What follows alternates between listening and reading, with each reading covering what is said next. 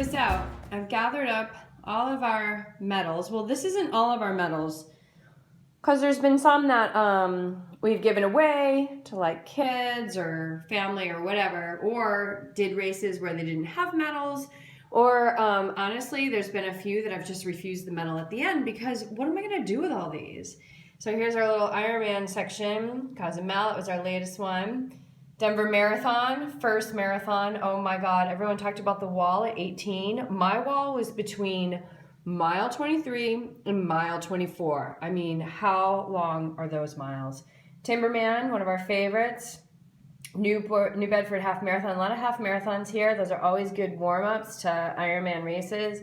The Colfax Marathon, that was an interesting one. There's the Colorado half marathon right there, and that's the first time I broke 2 hours. There's the one I just ran, Austin Marathon, but this isn't just me. This is BJ too. However, I have run more flat-out marathons than him. He is the dominator in this section, and then I think we're tied in the half Ironman section. But anyway, the point of this is that BJ and I are simplifying. This is not a secret, right? Our dream is to live in a tiny home.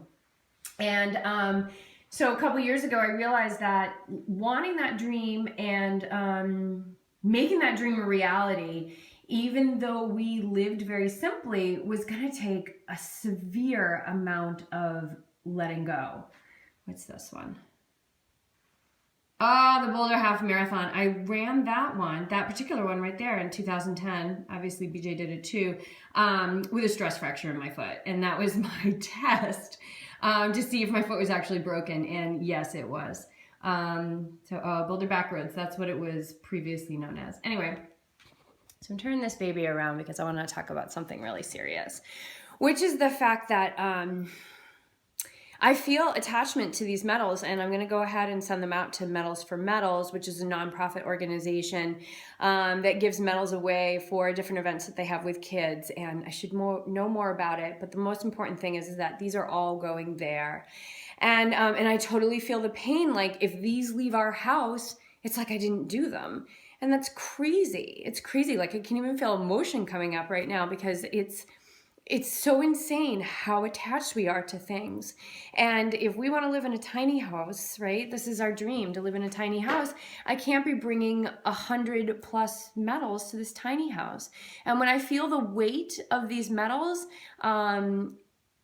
which really signifies the hard work and the discipline and the sacrifice that it took to earn all of these, like, that's just such an anchor in my life to literally be carrying around this physical weight. So here's the deal. They're all getting packed up in this little box right over here, and I'm going to send them out, and I'm going to release myself of this attachment. And BJ too. This is very much about BJ, but BJ's more of like, I pack it up and go, BJ, is it cool? I'm getting rid of all this stuff. And he's like, oh, I don't want it anymore, right? Like simplification is really a return to our true nature. And BJ and I and Yogi Triathlete as a whole is it's about returning to our true nature, this high vibration. And how can I have this high vibration when I have all this weight? So this is our perspective right now where we are in our life. It doesn't make anybody wrong for hanging their medals up. I mean, I look at these with just such fond memories. And of course, like childbirth, probably why people have more than one child is that I forget the pain, which is why I keep signing up for them. So I've got more in my future, but for now, we're going to say goodbye to these guys over here and bye to you guys. Just keep letting go. Just keep letting go so you can be the person you were always meant to be, and that's the way we need you. So lots of love from YT.